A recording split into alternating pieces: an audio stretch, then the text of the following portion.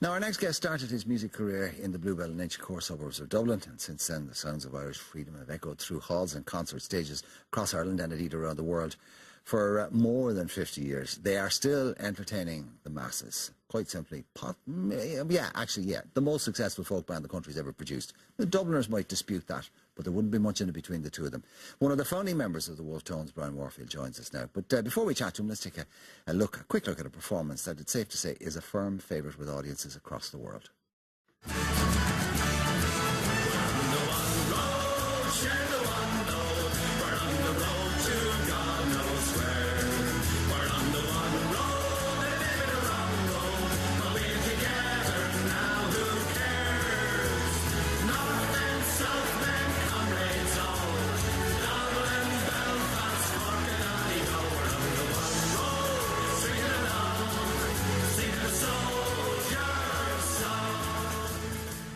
Morning, Brian. Nice to see you again. Good morning, I was just working out the dates.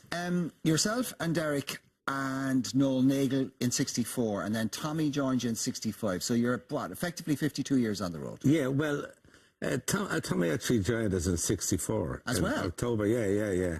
And so 53 years. We had been going since 1963. So as a trio, we called the Wolfe Tones Trio at that stage. And the classic lineup? The classic lineup came in 1964, October 64. Look, I've had a lifelong love of music, and my father was a musician, and most of my best friends are musicians. The complexities of keeping a band together for that length of time, like Henry Kissinger couldn't manage it. How have ye managed to do it? I think a common interest is one of the things. We had a great interest in folk music, in the story of Ireland, in bringing it to the world. You know you're a success when you don't just do gigs anymore. You have a festival of your music. Yeah. And you've got a Wolfe Tones Festival in Citywest coming up over Christmas. We do, on the 29th, the 30th and 31st. We have a 3-day festival. The first night is going to be like the story of Ireland, its revolutions. We call it the Rebel Night. And that's on the Friday, the 29th. On the Saturday then, uniquely, I'm going to bring on the Miami Show Band. They haven't worked since the massacre of 1974. So this will be Des Garrity and Stephen Travers. Stephen Travers, yeah, and they're coming on for that. And, you know, I was doing this thing with Netflix. It was a kind of a documentary on Irish music and how it survived the Troubles and through the Troubles and travelling north and all that kind of thing.